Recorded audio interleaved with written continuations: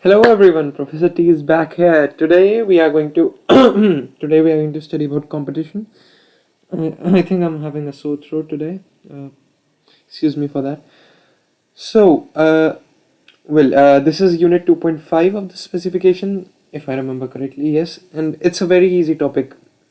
There are a few concepts to remember, but generally speaking, it's not very difficult. So, without any further ado, let's move on. While you all are enjoying your vacation, I'm here making videos for you so that I can save you time when the days of exams and mocks come. So, and all I want from you is to hit that subscribe button. Please do that. Alright, let's begin. So, first of all, I hope you all remember the definition of market. Market is where buyers and sellers meet to to facilitate the exchange of goods and services. So this is one key definition that you should remember because market is a fundamental part of competition. So first of all, different types of markets may have different number of firms competing. For example, like agricultural markets will have a lot of firms competing, while let's say some in technology, like let's say Tesla, Tesla is the main one who's producing electric cars. There might be one or two other ones, but there are not many firms who are producing the same good, right? So it depends upon the type of market, how many firms are producing. So the market structure is based on how many firms are producing similar products, basically for a particular market. So market structure is the number of firms within an industry and the way in which those businesses behave. Example, differentiating products. So the spectrum competition can be shown by following diagram. So competition is of 5 types. So it's monopoly, duopoly, oligopoly, monopolistic competition, and perfect competition. I'll explain you all of them in detail, so don't worry about that. So in brief, monopoly is where one firm dominates the market. Duopoly is where two firms are the major dominating ones in the market. Oligopoly is 3 to 8 firms. And monopolistic competition is a large number of firms. There is no fixed number. Some good amount of firms, let's say around, for example's sake, 15 to 20, trying to achieve the monopoly status. And perfect competition is where like hundreds and thousands of firms competing. So we'll go through each one of them in detail, so don't worry about that. So first of all, perfect competition, which is the easiest one to understand. There are large number of producers in the market and no barriers to entering the market exist. For example, in the agricultural industry, anyone can enter the agricultural industry provided they have land. This means that it is easy for firms to enter the industry. Example, no advertising costs. Each firm is relatively small in size and sell to a large number of small buyers.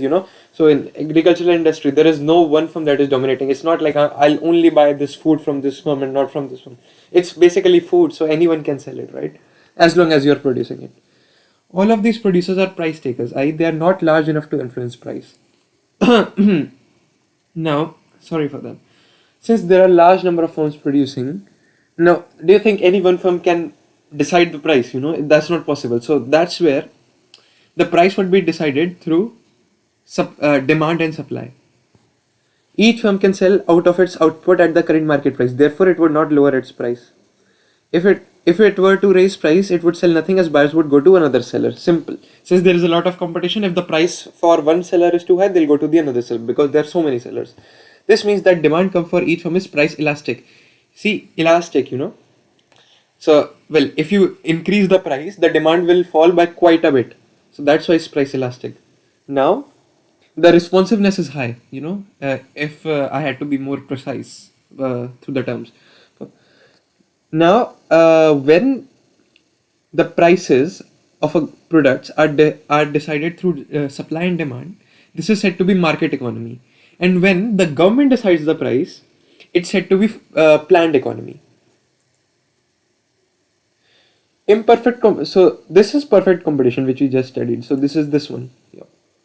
Now, in imperfect competition is a type of market structure. Maybe I should just present it here properly. Imperfect competition is a type of market structure that exhibits some but not all elements of perfect competition. So there are certain differences between perfect and perfect competition. So there are less firms in the market. So that is why the competition is not perfect. Perfect competition is mainly theoretical. I mean, Uh, right? Yeah. So, like perfect competition, when there are hundreds and thousands of firms, is seen in very rare cases. Usually, there will be only a certain number of firms that would be competing. Like they would usually be below 100 for sure. So, imperfect competition is a type of market structure that exhibits some but not all elements of perfect competition. So, there are less firms in the market there. There is some form of product differentiation because it's rare that firms are producing exactly identical products. So, that's usually not the case. There are at least some barriers to entry and exit as the world is advancing. Uh, there will be some barriers to entry and exit, and demand curve is downward sloping. Demand curve is downward sloping. So, as the uh, price downward, if the price decreases, the demand increases. Suppliers can influence prices because there will be only certain number of firms in these industries as the world is advancing. So competition, a competitive market is one where there's a high degree of rivalry in the market. So it's not in the spectrum of competition, it's just a term. So competition is the rivalry between firms that operate in the same market. So why do firms compete? So they try to be better than the others in order to gain customers, sales and profits because every firm has an owner and they want to make profits, right? This can be achieved in number of ways: brand, unique product, better value for money. So like they would do anything they can to gain the maximum revenue and thus maximum profits. So market is place where buyers and sellers come together to exchange goods and services for money. I just told you. Just write for money in case yeah, in case the definition is for like 2 marks or something. This can be a physical location such as shop or a non-physical location such as a website, right? So a market does not have to be a physical place. It can be virtual as in online as well. So the type of competition in the market varies between industries. Now a market economy, which I just spoke about a few minutes ago, is one where prices are based on the forces of demand and supply. And if there are just a few large competitors in the market, competition tends to be non-price terms and use elements other than price. So, example, product promotion and place where it is sold to gain an advantage. For example, again, the rivalry between Coke and Pepsi. So, they'll use a lot of product promotion to gain the advantage over each other. If there is only one business selling a good, then they would be able to charge whatever they wish, especially if the product is a need, as nobody else can provide this good. Well, if that's a need, usually there will be many firms supplying it, but in some rare cases, if that's the case, it would be referred to as monopoly. Now, an example of monopoly is breakup of modern times was AT&T, which was once the sole provider of telephone service in the US. So no one else was able to provide that, and so this was the AT&T was the only supplier. Hence, it was the monopoly. Now, economic impact of competition on producers, and so if there is a lot of competition between the firms, what's the impact that it's going to have on the consumers like us? So so it can impact producer and consumer in a number of ways. These include price, promotional activity, market share, need to innovate, availability of skilled workers, and other etc etc. So first, the thing is that you need to understand is, so if there is a lot of competition, the basic thing that you need to understand that you would always write in any answer for the competition is that when there is competition, prices will be lowered, quality of goods would be better, and so it would benefit consumers. So competition always benefits consumers because think if you think logically, no firm would want to compete with the others. They would want to be monopoly, right? So that they can set the price they want and consumers would have to buy from them. Well, as long as it's as long as it's worth for it. Now, now firms also compete to gain to come to the monopoly status. So first of all, they try to make profits. Then they want to come to the monopoly status. Then they want to expand. They might want to globalize so that they can. Well, at the end, all they want to do is increase their profits. So the things that they would do is, for example, they might lower their price. They might increase. They might make their products better. They might try to gain to the monopoly status. They might provide like say freebies and various other things. So they might do promotional activity for that. All that it's listed here. So they might hire skilled workers, and yeah. location decisions, etc. So if there are lots of competitors in a market, this will increase the power of the consumer, who will have a range of businesses that they can buy their products from. So yeah, if there are a lot of competitors, consumers have a lot of options. So from where they want to buy the product, and that's good for them because they can get variety if they want. This will push down prices where goods are similar. If the goods are similar, well, then they have to decrease. Then the suppliers have to decrease the prices, because otherwise no one would buy from them. Else, they would have to establish a brand loyalty. Well, which is difficult to establish when it's perfect competition. Or, well, let's say there are a certain number of firms, like let's say around 20, and who are trying to gain to the get to the monopoly status. Now this would be known as monopolistic competition. So monopolistic competition, you can think of it as competition to get to the monopoly status. Monopolistic competition is the competition which aims for the firms to get to the monopoly status. So it exists when there are a large number of firms in the market selling differentiated products. So what would happen is, well, they can only reach to the monopoly power if the product they are producing is somewhat differentiated, because you cannot just achieve the monopoly status if you are producing identical product to the firm who is your competitor, right? Because that way, why would you gain the monopoly status and not them? There has to be some differentiation. So this leads to a small degree of monopoly power, as each firm offers something different to others. In this type of market, barriers to entry are very low. Even though you will achieve the monopoly status, like the other firms would have at least have some effect.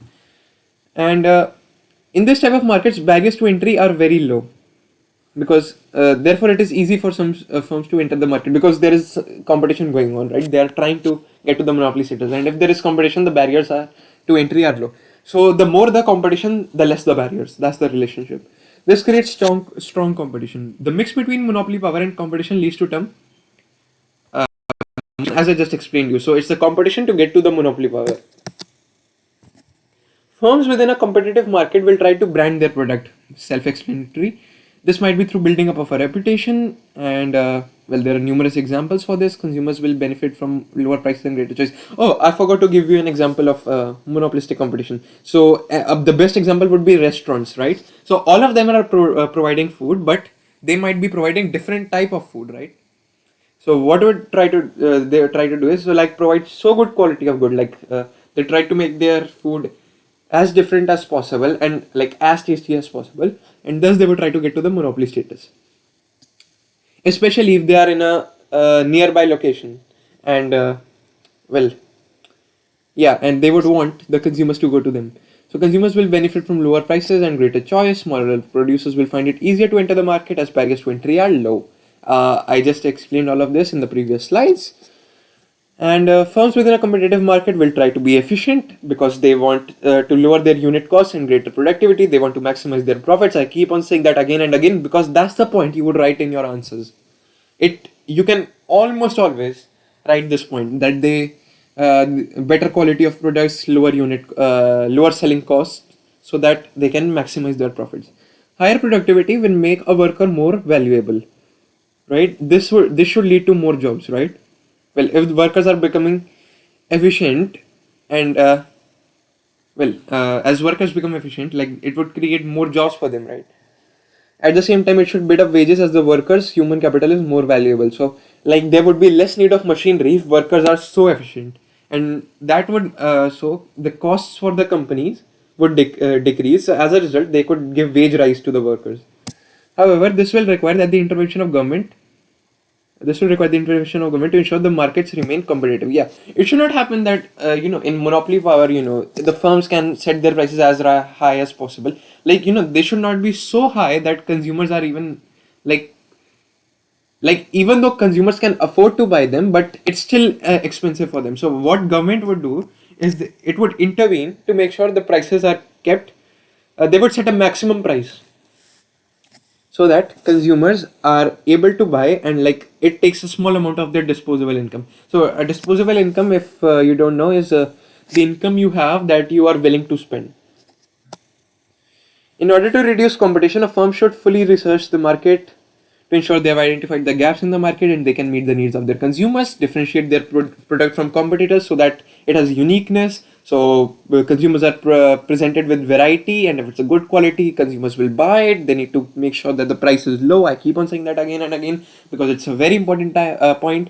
Try to create customer loyalty. That's very important. If you have customer loyalty, consumers will buy from you again and again, even if you set your prices a bit higher, because they know that quality of your product is worth it. Patent their products to prevent others from stealing their ideas. Very important, because if someone copies your idea and make sure that they sell it at a lower price and make some modifications, then it's difficult for you. Anticipate and respond to changes in the market. Yep. How many firms you can think have a high degree of competition? A lot. Nothing here, nothing here. Okay, so what is meant by non-competitive market? A non-competitive market is where firms have some power to influence price. The degree of power depends on where the market is in terms of spectrum of competition. Monopoly markets have the least competition. Monopolistically competitive markets are far more competitive, as I just explained you.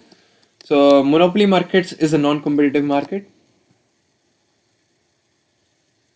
So producers operate in a non-competitive market in different ways. Again, this will depend on the spectrum of competition. Monopolists have the most monopoly power. The monopolist has an inelastic price elasticity, because if it's monopoly, a change in price will lead to a small change in demand because they have to buy from them, especially if it's a necessity. And oligopoly. I think I didn't explain oligopoly, right? Is it in the oligopoly is here, so we'll just come to it. So the monopolist has an inelastic price elasticity of demand. Yeah, I just explained why it would be inelastic. There are no close substitutes, right? We studied that in the previous video, that if there are no close substitutes, it would be price inelastic. Monopoly power exists in different market structures. The greater the degree of competition, the less likely is a firm to have monopoly power. Monopoly, occurs when one firm dominates the market. I just explained you in the beginning of the video, but let's just study it in a bit more detail. Price leaders, they can charge high prices but are often restricted from doing so by government regulation. I explained that in the previous slide. New product development is not affected by competitors because there is very less competition. Use of promotion to inform, persuade customers is there. They'll always use promotion, advertisement. However, the government refers to any company that has at least 25% market share as having monopoly powers. But in economics, it's just one firm dominating the market. But you just need to understand what government considers a monopoly to be. Barriers to entry exist in monopoly markets that stop firms from entering the market. These include higher cost to enter the market, especially high capital costs, economies of scale experienced by large firms. So, what the monopoly firms do is like they buy all the resources. Like, let's say in bulk buying, what it does for the smaller firms is that they don't have enough resources to produce products. Legal barriers, only pharmacies can sell. That's an example. Sell prescription drugs.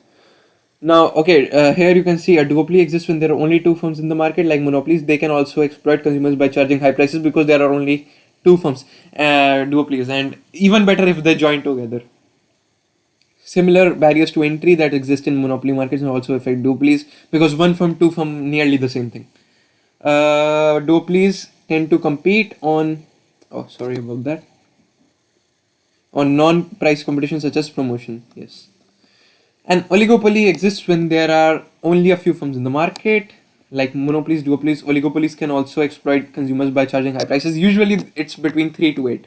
Barriers to entry such as advertising exist because only a few firms are competing. They would want to promote themselves. Why not? They will take into account the reaction of competitors while making decisions regarding pricing. Example, if one firm cuts price, then others are likely to follow it as well, resulting in lower income for market as a whole. And again, lower prices, higher demand, higher profits.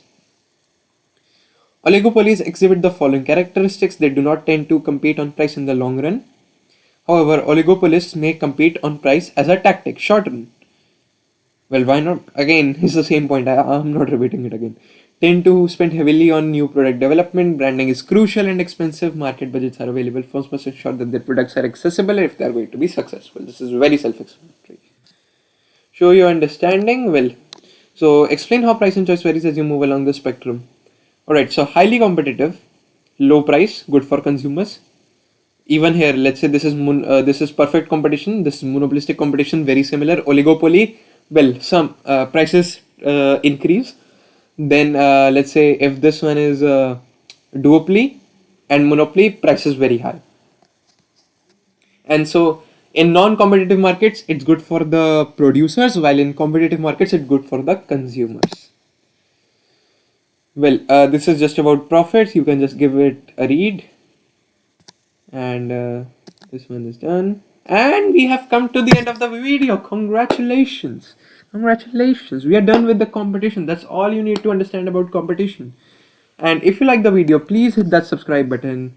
Please hit that like button. And well, if you have any questions, like I always say, if you have any questions, message me personally on Instagram or type them in the comment box. I'll answer all of them. I promise. Thank you very much for watching. See you in the next video.